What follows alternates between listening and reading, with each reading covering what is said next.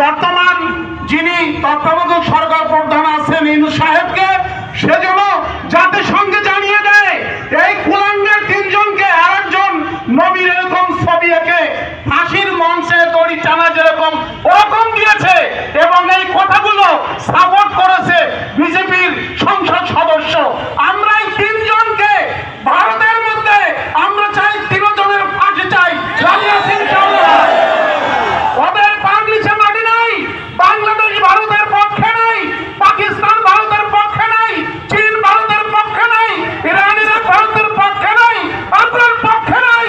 সারা চারিপাশে সব মুসলিম, এই মুসলিম ভারতের কুলাঙ্গারদেরকে শাস্তি করবে, উপযুক্ত সাক্ষী দেবে, এরা আর ছাড় পাবে না ইনশাআল্লাহ।